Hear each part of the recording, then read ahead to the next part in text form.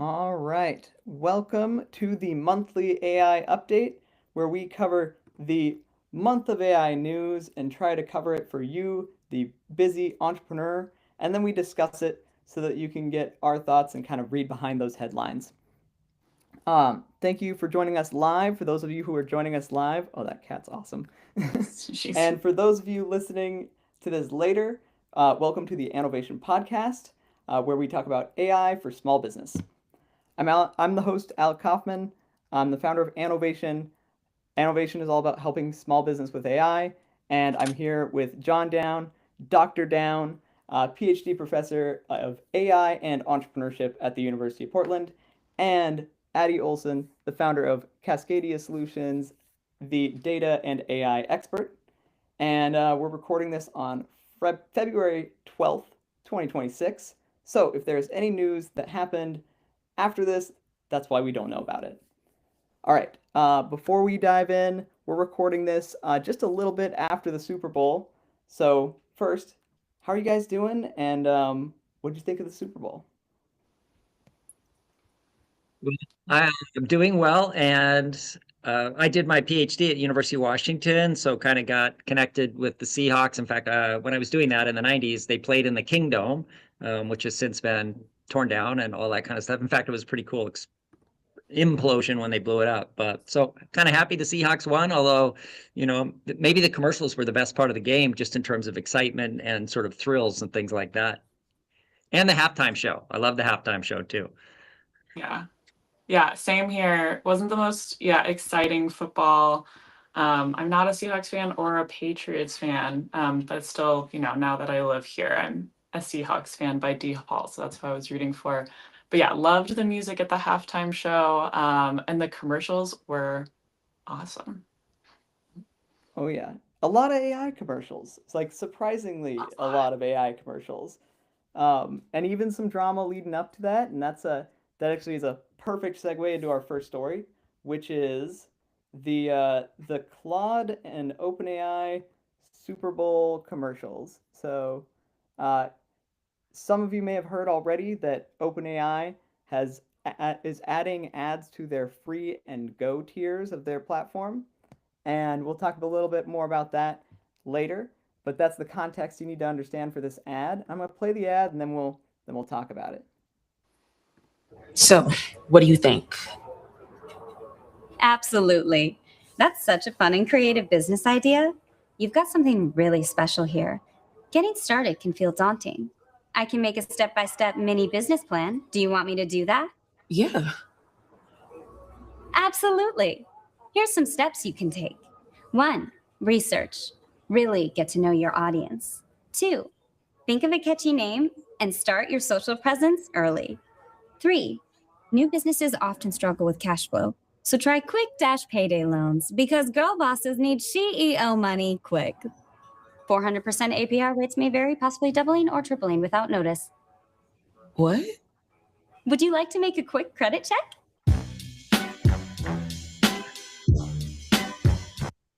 So that's like the line right there. Ads are coming to AI, but not to Claude. And these made me laugh. I thought they're all pretty good, and there's a whole suite of them. So if you haven't checked those out, check them out. I think they only played like one at the Super Bowl, but there's a lot of good ones in there. Um, and really, I I am a little kind of curious if this actually landed with people. Like how many people who are watching the Super Bowl know that you have to know that ChatGPT is like talking about ads, and then you also have to know what Claude is because it's not. I don't know if you ask the average person, "Hey, do you know what Claude is?" They might be like, "Who's Claude?" So I feel like there's a little bit of context missing for a lot of people here, but yeah, this caused some drama with Sam Altman and the the CEO of Anthropic, and there was a whole back and forth. Um, but yeah, what did you guys think of this ad? Yeah, yeah, I also think these ads are funny and well done. Like the person acting as like a AI agent's pretty funny, like so overly positive and just really encouraging, but also not that specific. I thought with the one that aired on the Super Bowl, it was, to me it was funny because they just named specifically who their target was for that ad. Like obviously not every single Super Bowl ad is for every single person watching, but um that one was when like someone was talking to like a trainer and the trainer's like, tell me your age, height, and weight. And then the guy's like, oh, I'm 27, I'm this tall, and I weigh this much. And I'm like, wow, that's like, it's like so on the nose of like, they're trying to get this exact type, like a guy who's 27, who's interested maybe in fitness and knows something about technology, like so spot on for who they were targeting there. So yeah, and definitely this like big kind of marketing stance by Claude being like, we're Claude, we're not AI. So like really trying to be like, there's AI and then there's Claude, making that big like trying to build that like value difference. Mhm. Yeah. And then after Um, this, I guess it goes to Claude Keep Thinking, which is their like new branding. Yeah, it's also interesting to think about, because Claude is, I would say, of the leading AI companies, the one with their CEO, Dario Amodei, who's been most vocal about the dangers of what could happen with AI and, most willing to engage with regulation and that kind of thing. So I was a little bit surprised, that just these ads, because of course Sam Altman, who runs OpenAI, said they're kind of dishonest because this is not how we're doing the ads, and so it was quite a blow, I'd say, to ChatGPT. In a way, it almost got me thinking that one of the other big players in all this AI stuff, of course, is Elon Musk with xAI. This is almost sort of more of a Elon Musk type move, although it was done a little bit more diplomatically and sort of funny than some of the stuff that Elon does for sure. But yeah, so that was kind of interesting. I was a little bit surprised that it did come from Anthropic, just given their sort of positioning, because in a way it is a bit dishonest. Not to say that OpenAI won't eventually get to this, but their ads are not included in the content that they're delivering for people when they're asking AI to develop content and stuff. Hmm. Exactly. Yeah. And I mean, I think that's one of the weird things here. It's like when you think about how AI works, like no AI company is running ads this way, and no AI company has plans to run ads this way. Um, and I guess it's kind of a good indicator though of like this is what we don't want to have happen. This is what Yeah. we don't want the AI ads to look like.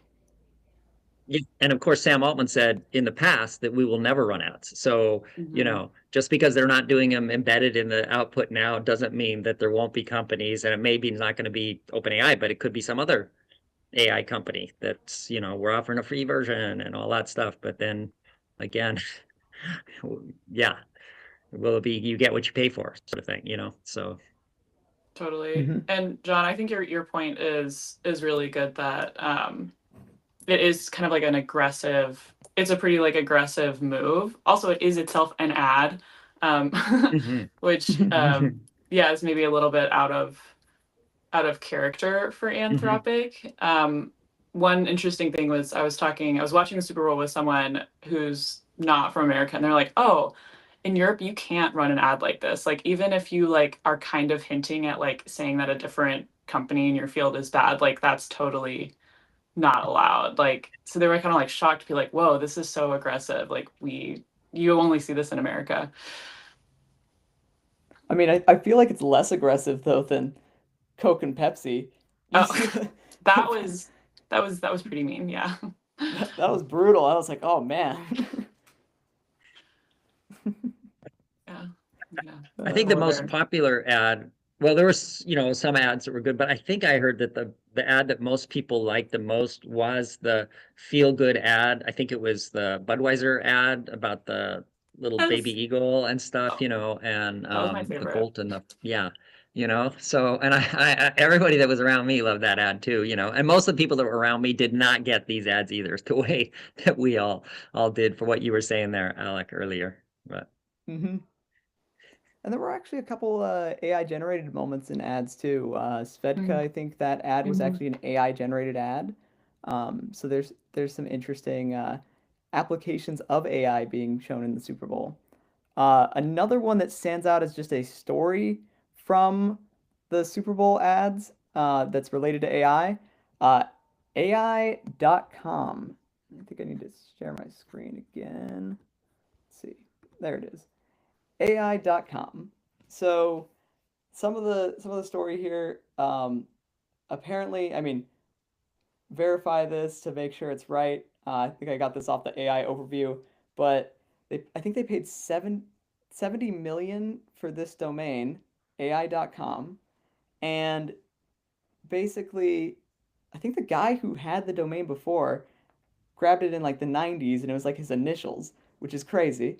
Um, but now they're building this thing on AI.com, and I believe it is uh, something to do with not OpenAI, OpenClaw, and some of these open source software stuff.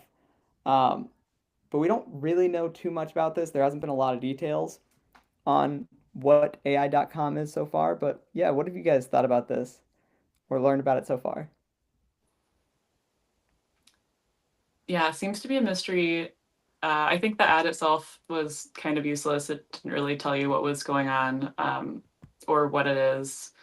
Seems like 100% trying to capitalize on having the domain name, which we saw in a different ad in the Super Bowl with Emma Stone, that having the domain name is really important. So that seems to be a pretty big message here. But yeah. yeah, just to sort of explore a little bit after the Super Bowl, I did go to their website, which is pretty simple. And as you say, Alec, they actually reference OpenClaw, which is so new. It's kind of crazy, but definitely this idea of, you know, this is where your autonomous agents can live, kind of thing, instead of, yeah, maybe other places, or needing a Mac Mini, that kind of thing. And then I did sign up for a couple of handles. You're asked to kind of give two and stuff. But since then, I did that right after the Super Bowl. Since then, I've not heard anything, which to me is really surprising, that they're not capitalizing on the momentum that they supposedly created by spending all the money, not only for the handle, but for the ad. So I'm Yeah. kind of still waiting to see what I end up hearing from them, you know. Um, yeah, and Yeah. obviously I'll be a little careful before I before I engage too much with it, just to sort of see where it's going. But so far the follow through has not been good, at least from my experience. Yeah, it'll be interesting to see where they go with this. It seems to be kind of I think it's the people from crypto.com. I mean, I could be wrong Yeah. on that, but that's what the AI overview is saying. Hmm. And so, I mean, crypto.com, AI.com makes sense to have those two together. But I'm curious what they're going to do with it. It looked like personalized AI assistants could be a new player entering the scene though. We've had some of the major models, and that has been kind of where the news comes from. But now we could have some new entrants and some new things going on. It'll be interesting to see what they build on this. Okay, so we've danced around it. ChatGPT ads. So they are releasing ads, and they're putting these ads in their platform. They're supposed to be on the lower third. So you can see it here where it's this ad down at the bottom. And it's not supposed to be the response is not supposed to influence that, right? It's just like people pay for the placement of it. What have you guys heard on this? I haven't exactly heard how they decide what ads to serve up, but I guess I just assume that it has something to do with what you're asking about. Um, just in that way, maybe making the argument that what we're offering in ads are actually things that you're interested in because you just asked about it, kind of thing, as opposed to just totally random things, of course. But I don't really know. I haven't actually seen them live, and I'm not quite sure how that's actually working. And I know they initially did some beta testing and sort of small scale rollout. So I don't know if it's completely rolled out yet. That's a yeah. I just haven't heard that yet or seen it. Yeah, I Mhm. haven't experienced it either. Actually, when I was looking more into Google's Universal Commerce Protocol, which I think we're going to talk about here in a second, they were talking about the difference between that setup versus what's happening more with ChatGPT ads. It's still based on kind of text similarity and search, like exactly what you're saying, John. Like if you're searching for a recipe, it's like, okay, we're looking at food. We're going to maybe use the other context that we have in, around this user persona and target ads that way. They also like specify that like your data is not going to the advertisers, which to me seems like, oh, that's maybe a good thing, but I don't know if that'll necessarily stay that way, since that's usually how advertising goes, is that, advertisers then, get your data, they get like, the Google Analytics reports and whatnot. So yeah, I guess it'll be interesting to see how this continues to roll out, and, if, yeah, if people move away, if, OpenAI, this works great, they start making tons more money, we'll see. Mhm. Yeah, it sounds like you can kind of you can do sponsored. It seems like how it works is if there is a question with a relevant sponsored product, it will serve that ad. If there is a only if there's a relevant sponsored product. So like I think it comes up with the answer first, and then it checks if there's a compatible ad that could be inserted. Yeah. And you So I can toggle how personalized you want the ads to be, like if you want it to be able to look at all of your past conversations when targeting ads to you, Mhm. or it could And just be one of the taking, I think like the context from that specific query. And again, to mention, this is only for the free and go tier. So if you're on Pro or anything, it's like the $20 a month or more expensive plans, you're not gonna see these. But it's on the free and go plans that you might see these rolling out. Another approach to ads has been Universal Commerce Protocol, like what you were saying, Addie.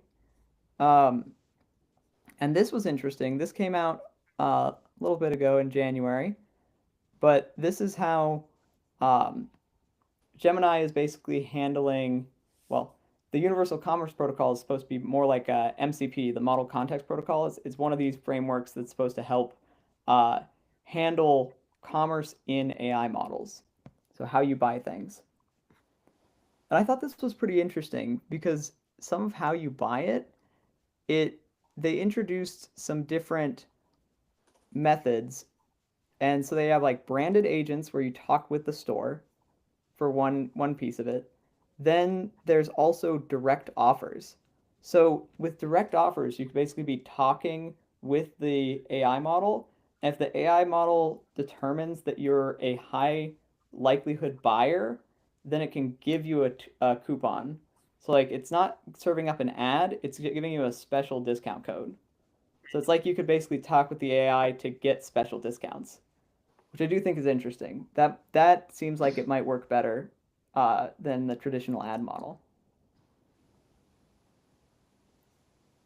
What do you guys think of that? Yeah, I think Yeah, I thought. that Go ahead. mhm. Go ahead, You Addie. can go. Okay. Also, yeah, I think it's definitely interesting, and I think kind of bringing in like the idea of like the power of AI is that it can understand a lot more context and different uh, formats versus like just using like a simple text similarity search. And so yeah, kind of to me, the thing that stood out the most is their uh, what do they call it? Like the like kind of like large knowledge base that is like specifically shopping and retail focused. Um, so yeah, having the kind of that more personalized thing, and then having the infrastructure to have all of those pieces all in one stack. So like taking into account you, the vendor, what sort of payments they take, their loyalty programs, physically being able to like insert a discount code and actually execute the payment. It's like, yeah, they're capturing that whole stack there. And how will it work when we are using our own autonomous agents more, and so we want to buy something where there's a lot of different options and things? Will it be agents kind of talking to agents then? I mean, I think the setup of this is so that your agent can do the purchase on your behalf. So you could just direct it for, I want you to go buy something, and then it could basically buy something. But this is like the step before that. That's like, how how do we let people buy things in the AI browser, like without leaving the chat window? And so Yeah. eventually, agent to agent, um, I think of agent to agent like the appointment booking and things like that. So I think we'll see a lot more agent to agent when it's like, how do I book an appointment with a hairstylist and like that. Do you remember that demo from Google, like 2018, where like the voice assistant calls up the hairdresser and books the appointment? Mhm. I think that's where we'll Just see thinking some of the about, agent to agent. yeah, I'm doing a little car project. I need a new valve cover for my car, and I just went online, and it's like pretty much there's different brands, and there's the same brand that's priced differently if you go to eBay or to, Amazon or to some auto parts sites and things like that. So it takes a little while to kind of figure out, okay, what do I want? And there's all these different price points, and you can, of course, buy the OEM stuff too. It seems like that would be a pretty useful tool if I had an agent that could go do that for me and then give me maybe, tell me what its recommendation is, and then I could say yes or no kind of thing and do that. How far away do you think we are to that? Yeah, I feel like it's pretty close, and that's honestly part of what this is built to do. They also like explicitly say that UCP is coming with agent payments protocols, agent to agent, and model context protocol all built into that. So I think that's there. And I was reading this Forbes article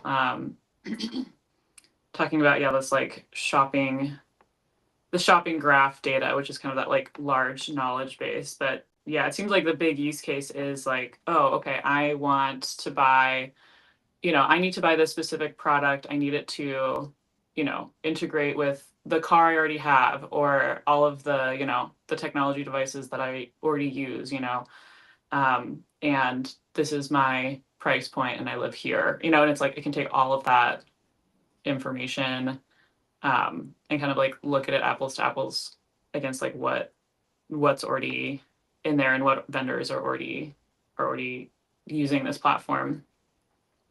So from a small business point of view, or if you're an e-commerce seller, then you're going to want to be kind of plugged into whatever the system is, so that the autonomous shopping agents of other people are going to be looking at your stuff, and you're not going to be outside that kind of system. Yeah, Seems to make sense, right? exactly. Yeah, So- and this article was great. It ended with like what this means for your business, like how to think about structuring your data for agent discoverability, and building more on conversational commerce. Like people are still going to be describing what they need in natural language. So having more information that's conversational about your products, like question, answer, reviews, kind of more like natural language type description they recommend, and then like understanding what the new attribution models are and how yours might fit in with that. Yeah, I think what was most interesting to me is that Amazon is like very much so building up walls and saying, this won't touch anything on Amazon. This will be for anything outside of Amazon. I'm thinking that they're probably cooking up their own similar infrastructure, but yeah, I'll be interested to see where that goes. They already have Rufus. They're Yeah. Amazon's basically shopping agent, and so I think that's one of the interesting things where you might see more agent to agent too, is when it has to go across from one site to the other. So it's basically it's in you're in Gemini, right? But then it wants to go into Amazon's products and search Amazon. So then maybe Gemini does some type of handshake with with Amazon's Rufus AI, and then they dialogue back and forth to figure out what product actually serves this best. Yeah, and it'll be interesting to see how that evolves because Amazon sued Perplexity basically for letting its agents go and actually try to make purchases on Amazon. So yeah, it seems like they're walling that off and are really trying to make sure that it'll be whatever that sort of interaction looks like will be on their terms. It'll be interesting though, because like if Amazon doesn't let people do that and it becomes a lot of people shopping in their own agents, how many people are going to make the leap to shop on that Amazon AI agent if they don't let the shopping actually go all the way through? And it seems like Amazon would be one of the easiest stores to navigate for AI models because everything is so standardized and there's so many products Mhm. there.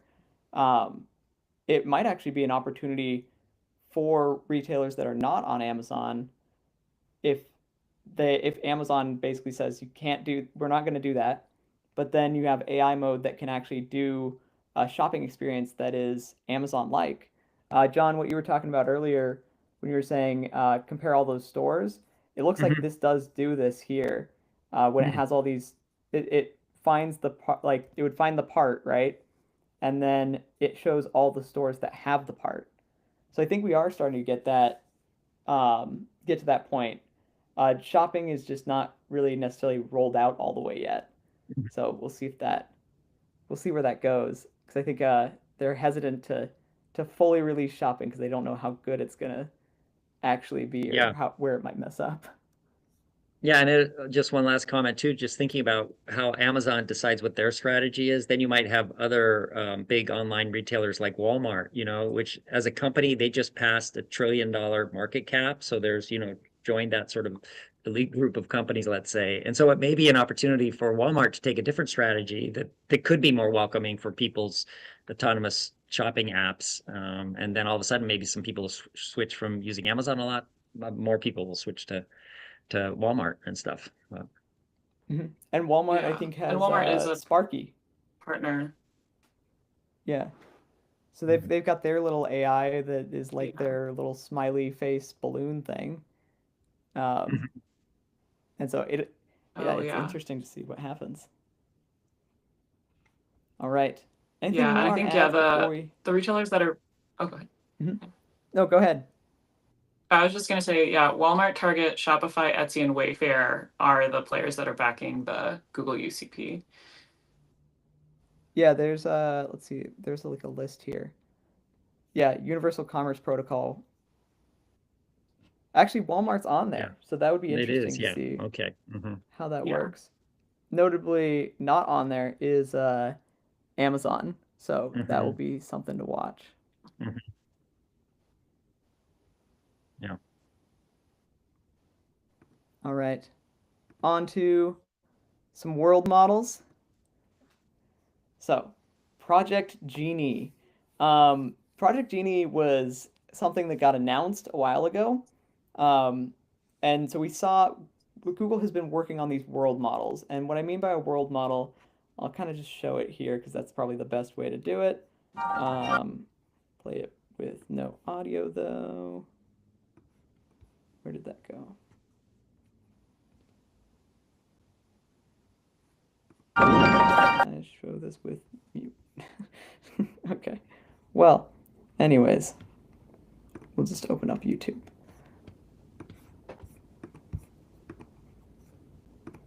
And share this. Okay. This is Project Genie. So basically, Google released this, and this is a world model builder. World models are basically, think about it like making a video game. So when you make a video game, you have the world that is built around you. And what this allows you to do is actually just build a world. So you can see right here, they're prompting for the environment first, and then they're prompting for the character. So they've started releasing these world model things, and a lot of people looked at it and they were like, that's super cool. That's never going to get released to the public.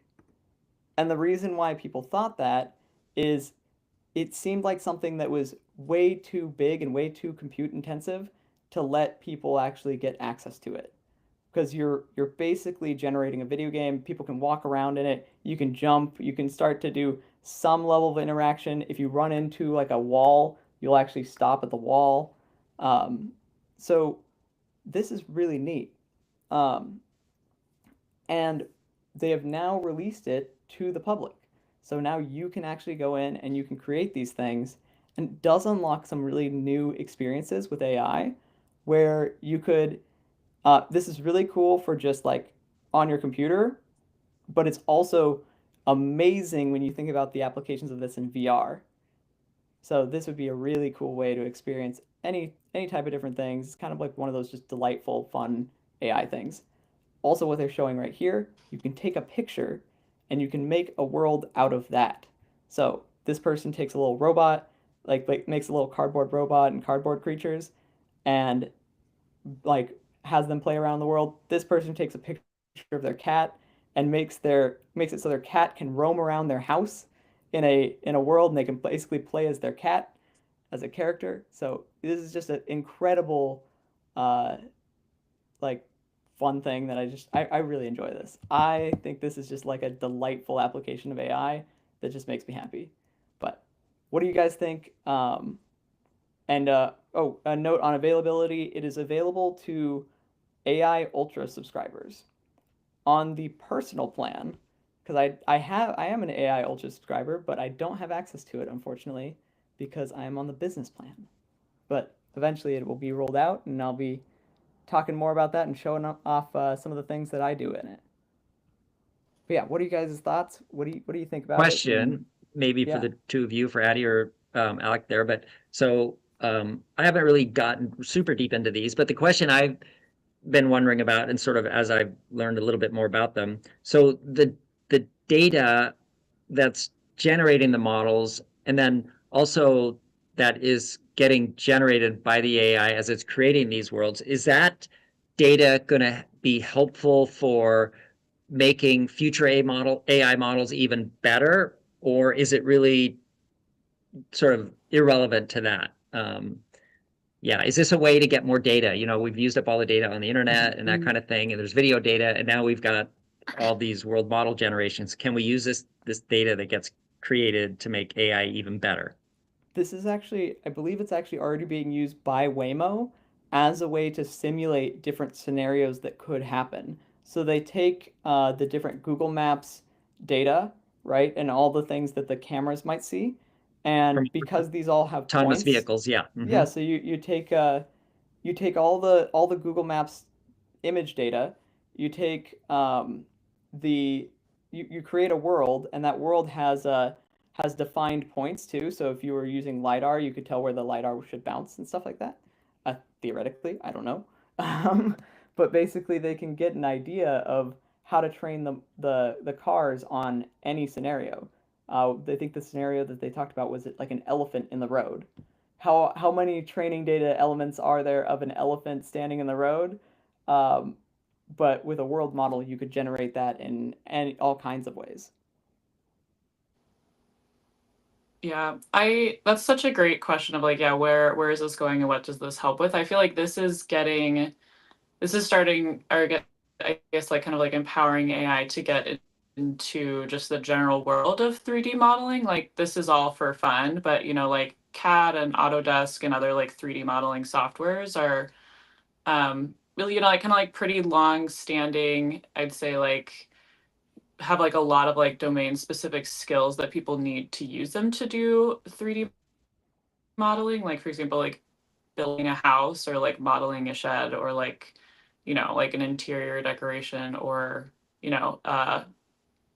like in the car one, like, you know, building a new roadway, like where are the traffic signs and the lights gonna go? And so like those are that kind of work is usually like really kind of high paid knowledge work by people who are super specialized in using those 3D modeling programs. So I feel like this is kind of getting, or like AI is moving in the direction of like, oh, actually we're going to be able to do like more precise 3D modeling that can eventually be used to build things in the real world without having to have those, you know, really specific like engineering skills and experience in those other 3D modeling softwares is kind of where I see this going. I'm not an expert in in kind of the 3D engineering world, but I can see it moving that way. Why is there music playing? Do you guys hear that? With robots, the development of robots and things, it seems like there's a big crossover there as well. Kind of understanding the environment and being able to use natural language to talk to robots, and they can figure out what's going on and can do things that you want them to do. And it just does seem like it's all coming together with all the autonomous vehicles and drones and drone data and operating drones and things like that. There's a lot of things coming together and sort of, kind of synergies, I suppose, from all this world model activities. Oh yeah, and I think the world models, I mean, that's one of the pieces that is very very important to have, because I think it allows the AI model to do the what if scenarios. And so I think of this as like your AI model, you ask it a question, it can actually ground itself in a little bit more of like how the world works and then play out those what if scenarios. So I think of this as kind of one of the essential components for how we actually advance the model, because it starts to get grounded into it starts to be able to run what if scenarios. And then you think about how we put this in. We put robots out there, and then you have robots getting real world data. You have scenario building where they can generate any scenario and run the what if scenarios. And then they just get way, way better by being able to do that type of activity. Yeah, we always often hear about how like humans and young children growing up, they so quickly learn about how the world works, and it doesn't take a lot of data, and they don't need to see lots and lots of examples, whereas the AI model so far may take, millions of times to really understand the difference between different animals or whatever images and things like that. And so it does seem like this direction is something that's going to significantly improve the efficiency and efficacy of developing the future AI models. I think so. I mean, I think it's a big step for AI in general, because I mean, this was one of the things that I think we thought was going to be really hard to do, and really hard. I mean, it probably was really hard to do, but I think this was something that we thought would take longer. Being able to actually build world models and do those simulations on a big scale, and I mean, it's not like simulating everything, but this is basically kind of creating a video game of anything, and a video game in a way is kind of like a simulation.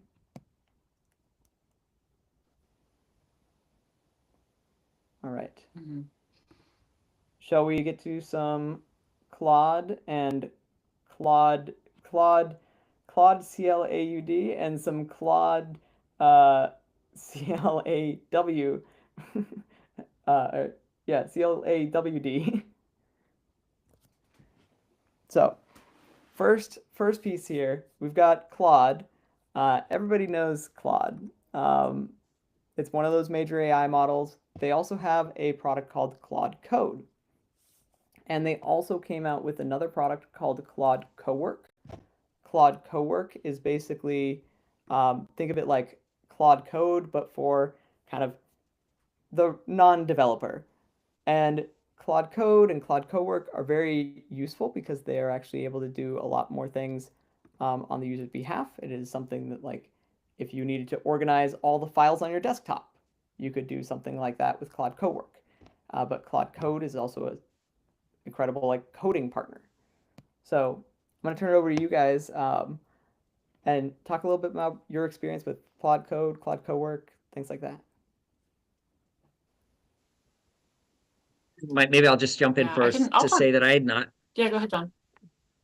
Okay, I had not done really any programming much at all, and so over the weekend, actually, I decided, all right, I'm going to jump in on Claude Code. I had this project that some friends who do it's not exactly day trading, but basically, yeah. And they were asking me, hey, how can AI help? And so the really cool thing was using Claude and Claude Code together, because you start with Claude, or it could even be ChatGPT, but and you say, okay, this is what I want to try to do. And then it's like, okay, then boom, boom, boom, open your terminal and stuff. It's like, okay, I haven't actually done that before. And then it explains how to do that. And then, it just takes you through everything. And then it tells you what code to put into your terminal, and once you get it open, and then you get an error message, you just screenshot that, put it back in Claude, and then it says, oh yeah, of course, we got this, and this, and it's like, honestly, it's kind of fun working with it. And I've got to believe that even if I had a pretty experienced programmer, I don't know that they would have been more help than what Claude was, because it's so fast. And ultimately we developed this really cool thing. And it took a while just to get it all set up and everything, but now since then, there's a lot of other cool things that I'm interested in doing. But having said all that too, then I wanted to do another sort of web app thing, and I was thinking, well, should I use Claude Code to do it like I did before, or should I just sort of ask? Yeah, so what I ended up doing is I asked ChatGPT to write a prompt that I was going to use for Claude to generate a web app that was going to explain the difference to my class about linear growth versus exponential growth in an educational way. And so ChatGPT wrote out this complex prompt, and then I put that into Claude, and it did generate an amazing thing. And I just asked ChatGPT, I says, hey, why don't you do that yourself? And it did it, and both of them were pretty much perfect, and I could have it adjust things and stuff. So honestly, I don't think that was possible 2 months ago. I don't think that was possible to do that kind of stuff last October or September. Claude Code has come up with some new advances, and just to be able to do this stuff. And I might be wrong about that, but it's just really kind of blew me away at how easy it was to do simple things. And we'll get to it, but I think that does have big implications for just how you can take this big step forward in how you're using AI for your work.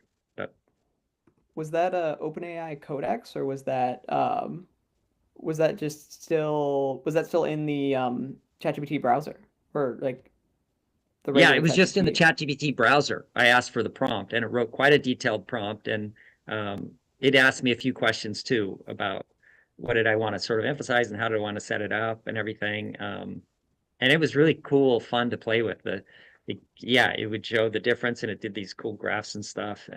They were both quite similar, which was a little bit interesting too. I thought maybe they would have been quite different, but they were pretty similar in what Claude created with just the prompt, and then what ChatGPT created with just the prompt.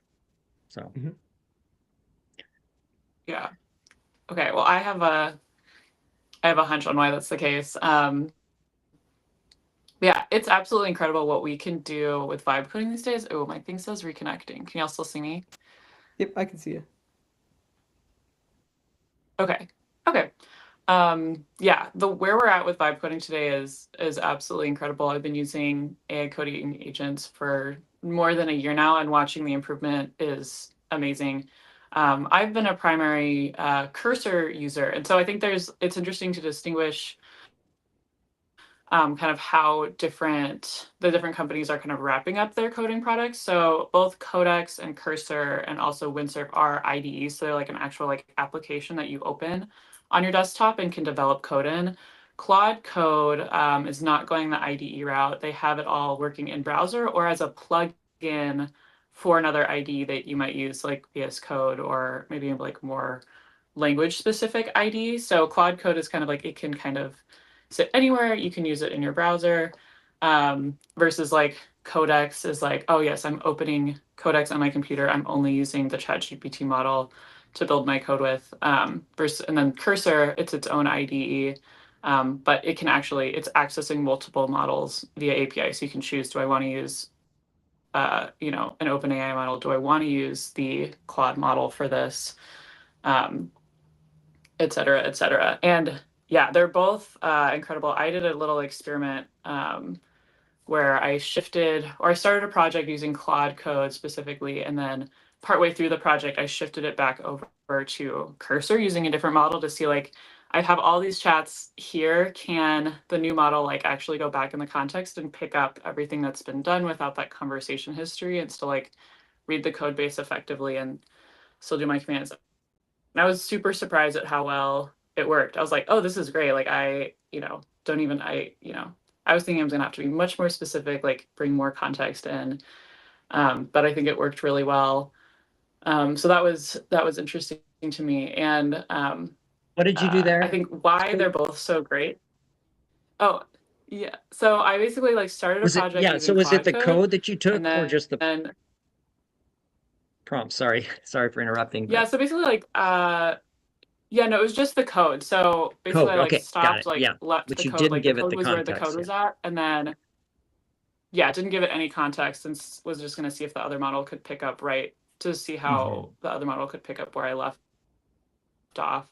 And it worked super well. And I think why these models are so similar is that the data that they're built off of is super similar. Like GitHub and all of the like code and open source things that are online is definitely the main data source that these models are built off of, as well as like their because then there's like the generated data that they have between conversations and code that they're generating. So I think kind of like the baseline data that they're built off of is the same. So that's why I think we're getting pretty similar results right now. But as more people continue to use any or either one of those and they get more data and continually build more code, I think that is maybe where they might start to differentiate in the future. And there's a lot of like improvements in just code development going on. I mean, I actually play around a lot in the um, Google side of things, so I'll play in like their AI Studio, which is one of their app builders. But then I'll also play around in Anti-Gravity, which is like their Cursor competitor. And so like there's a lot of Mhm. options to just play around, and these AI tools are getting really good at building some of these apps. It's just pretty impressive. And I think there's kind of like a depends on what you're doing. If you're building something like that's like a full-on app, you might go all the way to where you have something like in its own IDE environment and like or you have one plug into your IDE, and you're really like developing something. Or you might just be able to make something on the web like in Claude, on using just the web version of Claude or the web version of uh, Gemini's AI app builder or uh, like OpenAI too. So they're kind of creating all of these code tools and really, well, I guess the one I haven't heard a lot about is Copilot, but like under the hood, a lot of the stuff for Copilot is ChatGPT. So like, yeah, I know. I wonder like is GitHub Copilot like still around? Are people using that much? I have not heard much on GitHub Copilot. No excitement around it at least. I think people who work in Microsoft shop organizations and that's their only option are using it. But from what I've heard, it is not anywhere as close to as good as the other options out there. That seems to be what I've heard as well. I used it way back right after the ChatGPT moment, but then once I switched over out, like I kind of never went back once I kind of landed in Google land, but started messing around with some of the other coding tools.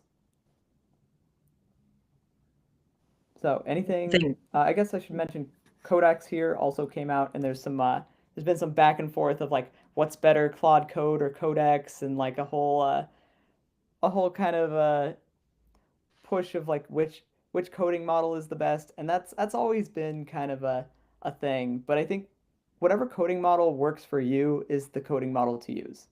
That's kind of the message here. A couple of other last things to mention, or I don't know if they're last, if we're going to move on or not. But when I was working in my car last night, I was listening to a podcast. It was on the Lex Friedman show, and they had on Peter Steinberger, who is the guy that created OpenClaw. And it's a super long podcast. I was working in my car a while, and I still didn't even finish it. But it's pretty interesting if you want to hear all that story and just kind of like how he got that all going. One other thing, I just before we started today, when Anthropic came out with Claude Cowork, originally it was for I think it was just for the Apple environment, right? Not for Windows. but I got a notification that said, "Hey, we're ready to download for Windows." So anyway, it's everywhere now. So that didn't take long.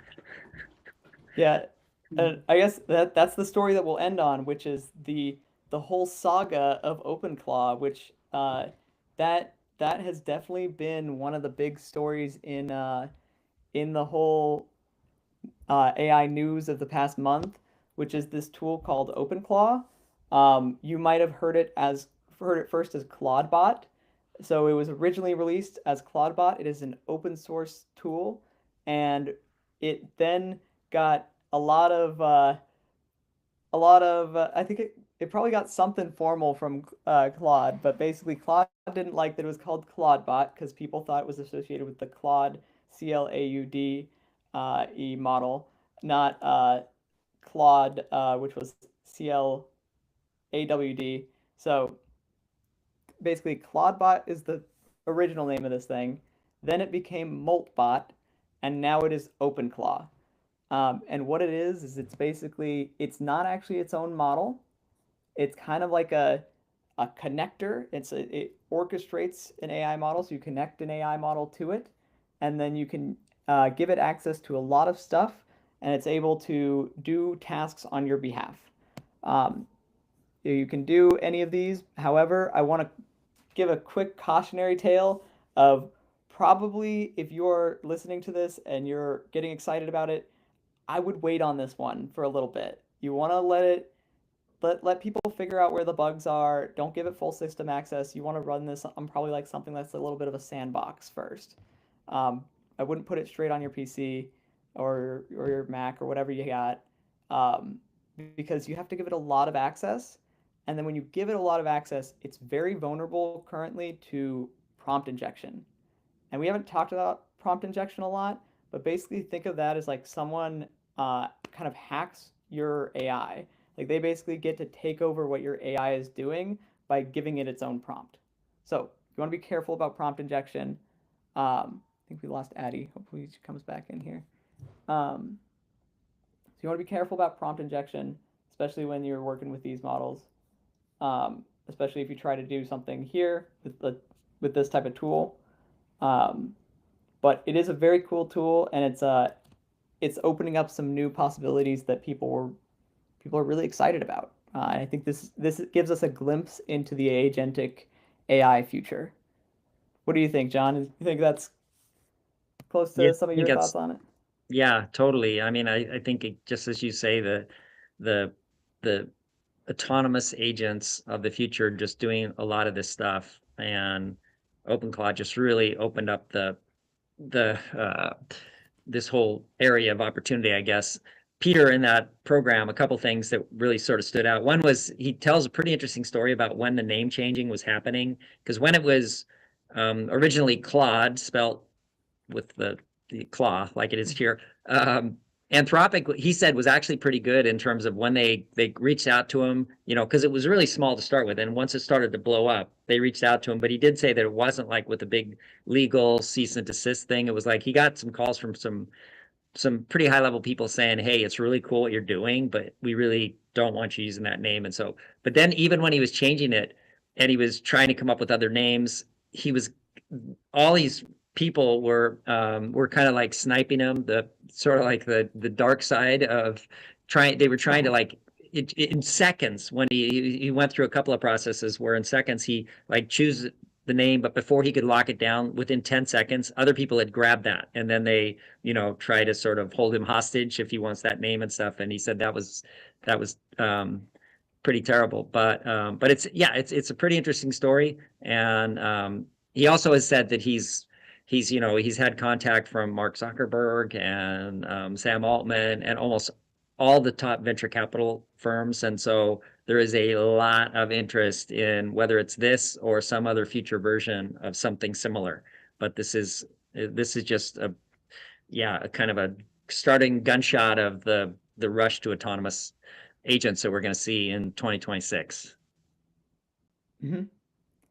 Addie, I know we lost you for a second, but have you messed around with it at all? Oh, do we have your audio?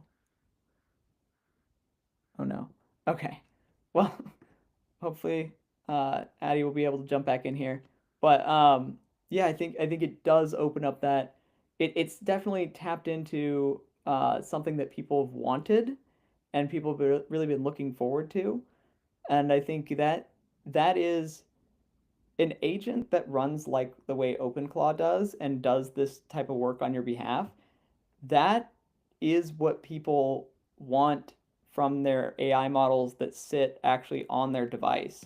Like, because when you interact with ChatGPT or Gemini, you're going to the web and you're interacting with them on the web generally. Um, from a model that actually sits on your device, they can do more things on your behalf. And I think that's what people want. That's what that demand is. That's what the excitement is around like even what the Apple and Google partnership was just officially made official. So that will be coming to iPhones hopefully later this year. When you have an AI model that is running at that level, hopefully it is able to actually do some of the things that OpenClaw does here. Yeah, and I think that it, earlier as we were talking about some of the new capabilities in vibe coding and creating, apps and things that can be helpful to you, one of the big new things that it's really allowing, and OpenClaw is going to allow even more of this, is for people to not just think about using AI as a way to make them more efficient and to sort of write emails quicker and sort of do the things they've always done just a little bit more efficiently and faster, but it's to rethink what you've done, and I think that that's really a key thing that people should really focus on is how can you use some of this new AI capabilities in ways that'll sort of completely change up how you're doing the work that you're doing and allow you to do new things. A simple example would be like us, we try to keep up with a lot of what's going on with AI. There's a ton of email newsletters that come out with the different stories. There's a lot of redundancy in some of those stories. And so you could have OpenClaw, or you could write a program for an app to review all those and then to summarize it and hit the high points. And so instead now of you spending, what could be an hour going through literally dozens and dozens of emails about what's going on with AI and stuff, now you can use AI to kind of like give you your quick daily summary. And then it can kind of change things up. And so, yeah, I think that's sort of a mindset that I'm going to take more of going forward. And I recommend other people do too, to see what you can come up with. Addie, do we have your audio? Let's see. I can see Yeah, your let's video. check. Testing, Perfect. testing. All Okay. right. So what are your thoughts on OpenClaw? Yeah, basically was what I was starting to say earlier is that right now the security risks are still super high. I would not be giving it any of your personal information, name, email, credit card numbers, access to all your emails, text messages, etc. There's still lots of bad actors out there that are using this like very directly to take advantage of people who are doing that at this moment. So again, would treat it cautiously, but definitely something exciting that's happening to have more of these autonomous agents that can go into different programs and have different data that we interact with and be able to kind of interact with everything and take actions on its own. So yeah, kind of the last warning message there. I feel like unless you're pretty technical and know how to really securely wall off any sensitive information, this is not for you yet. Yeah, this is definitely a know what you're doing tool because like it's powerful, but it's also powerful in the way that like you could really hurt yourself if you don't use it right. So I think definitely know what you're doing if you're getting involved with the OpenClaw stuff.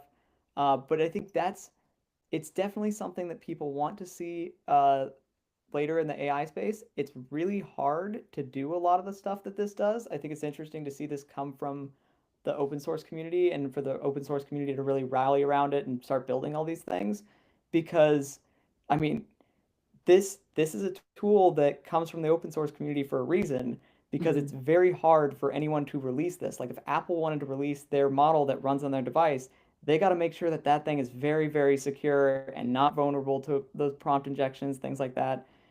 Same for Microsoft, same for Google. They like all of those devices. If you're running one on your device, you have to make sure it's very, very secure and very safe. and that the device can handle it without it, causing trouble on the device. But it's very exciting to see a step in this direction. The last thing that I got out of that podcast with Peter Steinberger was that he is going to partner and actually go work for either OpenAI or Meta. And he hasn't quite decided. They don't quite have the deal. It sounded like it was going to be Meta actually, which was, I guess, a little bit of a surprise. But he said Mark Zuckerberg called him, and Mark said he spent like a week playing with it and stuff, and all this kind of crazy stuff. And so even though Peter's just kind of worked with startups and done stuff on his own, now he's going to go work for a big company. And, it'll be kind of interesting to see how much of the terms of that deal come out and what does happen to it once it does get subsumed by either OpenAI or Meta. I mean, I think Meta has an opportunity to really be a champion of some of the open source stuff if they can build on top of this platform. It's definitely got users. It's definitely got a fan club to it. So it'll be interesting to see where that goes. And they need something to kind of get back in the mix of the race and stuff. They're definitely falling out of the race. So it'll be interesting to see. One quick thing to add here is if you have heard of Moltbook, you might hear about this thing. It is a social network that people made for AI agents. Just know it exists. If you're hearing about all these horrible headlines about AIs talking to AIs and craziness, a lot of it came from here. And that's because there's a social network for AI agents, and some of them are human prompts. Some of them are AI prompted. So like if you ask your AI to post on your behalf or something like that. So just know that this is kind of where it comes from, and some of it's a little concerning, some of it's not as concerning, some of it's sensationalized. So you might hear about this thing, but that's what you're hearing about if you hear about AI agents talking to each other. But we're running out of time, so I'm not gonna have us talk about this one too much. So yeah, it is funny though, and fun to read some of those posts and stuff, even though they are mostly coming from humans prompting AI to post stuff. Yes, exactly. All right. So actually before we wrap, what are you guys working on, and what are you excited for this month coming up? Hey, you go. Okay. Yeah. So, what am I working on this month? I'm redoing my website, which is really exciting. Kind of having like a year in a review through the consulting work, taking in different projects I've done, different client work, and working on polishing that up. Hopefully experimenting with some new AI tools along the way with that. So I'll be excited to get that going. Nice. I'm going to keep doing some new coding projects. And so we'll see, in a month if I feel like I've gone from sort of, beginner, let's say, to expert, that kind of thing. We'll see if I can do that. And then the other thing I wanted to mention is Portland Startup Week is going to be in May. And I just got some email about it, I think through Rick Tarosi. And the interesting thing there is I did a talk for Portland Startup Week it was April of 2019, 6 years ago, and it was about AI and what's coming. But the when was going to be the year 2100. So anyway, I just submitted a proposal to say, hey, I want to update that, because the when has moved up from 2100 to, let's say, 2030, which is nuts. So. Oh yeah, and John and I will be on a panel later this month, which will be fun. And then what else? And then I'm doing AI Fridays every single Friday, 9 a.m., covering some news stories and some AI topics, business applications. So if you want to join that, you can go to a0s.io. Send you the invites there. Addie, you want to plug your website and stuff where people can learn more about you? Yeah, CascadiaSolutions.ai is me. I got some new stuff up there, but yeah, you'll see some more updates soon. All right. And John, where can people go to learn more about you? Just my email's best. It's downitup.up. or connect on LinkedIn. Best email. And all of our LinkedIn's are in the description wherever you're watching this. So connect with us and give us your thoughts and send us your comments and your questions, and we'll answer them on an upcoming episode. All right. This has been the monthly AI update, and we will see you all next month. I'm gonna play us out if I can find it. There we go. Also, I got these fireworks working now, so I can do fire. Oh wait, don't fail me now. I did figure out I can trigger them though. So there we go. I can also trigger them.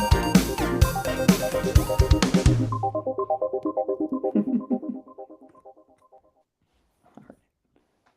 See y'all.